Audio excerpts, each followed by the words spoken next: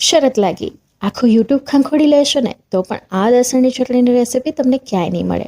વરસાદમાં ખાવાની મોજ પડી જાય, શાકની પણ જરૂર ન પડે તેવી લબાબદાર લસણની ચટણી બનાવવા માટે ખાંડણીની અંદર આપણે 25 થી 30 કળી લસણની લીધી છે.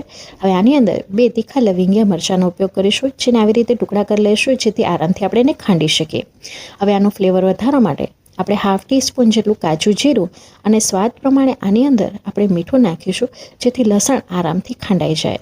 હવે આ બિલકુલ પણ લસણની કળી ન દેખાય ને એ રીતે એકદમ બારીક ખાંડી લેવાનું છે. તો આ રીતની એકદમ બારીક પેસ્ટ આપણી તૈયાર થઈ ગઈ છે, જેની અંદર 3 ટેબલસ્પૂન જેટલું કશ્મીર લાલ મરચું પાવડર હું નાખીશ અને આને મિક્સ કરી લઈશ. તો અહીં તમે જોઈ શકો છો ક્યાંય પણ લસણની કળી દેખાતી નથી ને એકદમ સરસ મજાની પેસ્ટ આપણી તૈયાર થઈ ગઈ છે. જાડા તળિયાવાળા વાસણની અંદર આપણે 4 ટેબલસ્પૂન જેટલું મગફળીનું તેલ ગરમ કરી લીધું છે. તેલ આવી ગયું છે એટલે ગેસની ફ્લેમને એકદમ ધીમી કરી દઈશું. 1/2 ટીસ્પૂન જેટલી હિંગ નાખીશું અને તૈયાર કરેલી ચટણી નાખી દઈશું. કન્ટિન્યુ ચલાવતા રહેશું જેથી મરચું આપણું બળી ન જાય. બળી જશે તો એનો કલર પણ બદલી જશે અને સ્વાદમાં પણ સારી નહીં લાગે. લગભગ 45 સેકન્ડ સુધી આપણે કન્ટિન્યુ ચલાવતા રહીશું જેથી તળિયે ચોટે નહીં અને લસણની કચાશ છે ને એ પણ થોડીક દૂર થઈ જાય.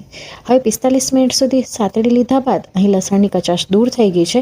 હવે મસાલા છે ને વધારે બળી ન જાય ને એ માટે કરીને આ સમયે 4 ટેબલસ્પૂન જેટલું આપણે બહુ ખાટું ન હોય ને એવું દહીં નાખવાનું છે. અને હવે દહીં નાખી દીધા પછી આપણે કન્ટિન્યુ ચલાવતા રહીશું. એટલે શરૂઆતથી જ આપણે ગેસની ફ્લેમ સ્લો રાખી છે એટલે દહીં આપણું ફાટશે નહીં અને મસાલા પણ આપણા બળશે નહીં. હવે તમે જોઈ શકો છો ધીમે ધીમે આ દહીં છે ને બળવા લાગશે અને ક્યાંય પણ ખબર નહીં પડે કે આની અંદર આપણે દહીં નાખ્યું છે. દહીં નાખવાથી ચટણીમાં ફ્લેવર તો સરસ આવે છે, સાથે એને રંગત અને ટેસ્ટ પણ સરસ આવે છે. અહીં તમે જોઈ શકો છો લગભગ 1 થી 1.5 મિનિટ સુધી સાતળી લીધા બાદ દહીં છે ને એકદમ જતું રહ્યું છે, પણ હજી પણ આ ચટણી છે ને કાચી છે. આ ચટણીને પાકવામાં છે ને લગભગ 6 થી 7 મિનિટનો સમય લાગે છે. તો કન્ટિન્યુ આપણે ચલાવતા રહીશું. અહીં ધીમા ગેસની ફ્લેમ ઉપર જ આપણે આને પકાવવાની છે. અહીં તમે જોઈ શકો છો કે દહીંનો ભાગ બળી ગયો છે, ચટણીનો કલર કેટલો ખીલીને આવ્યો છે અને મસાલા પણ ચડી ગયા છે. અહીં મરચું પાવડર પણ ફૂલી ગયું છે અને લસણની કચાશ પણ દૂર થઈ ગઈ છે. આ રીતનું જ્યાં સુધી તેલનું છૂટું પડે ને ત્યાં સુધી આપણે પકાવવાનું છે. હવે આ ચટણી તૈયાર છે, જેને એકદમ ઠંડી કરી લેવાની છે.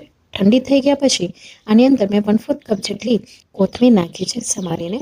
કોથમીર છે ને ઠંડી થઈ ગયા પછી જ નાખવાની, જેથી એનો લીલો કલર છે ને જળવાઈ રહે. જો ગરમ ગરમ અંદર નાખશું ને તો કોથમીરનો કલર કાળો પડી જાય છે અને પરિણામે દેખાવમાં એટલી સરસ નથી લાગતી. કોથમીર એડ કરવાથી આ ચટણીનો ટેસ્ટ ખૂબ જ વધી જાય છે.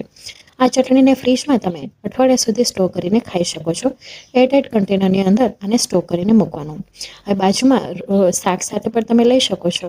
આવી રીતે સવારે ભાખરી ઉપર થોડુંક દેશી માખણ અને ચટણી લગાડીને ખાશો તો મોજ જ પડી જવાની છે. બીજું કંઈ તમને ખાવાની જરૂર નહીં પડે. તો તૈયાર છે આપણી નવી રીતે લસણની ચટણી. જો રેસીપી ગમી હોય તો વિડીયોને લાઇક શેર જરૂરથી કરજો. Thank you so much.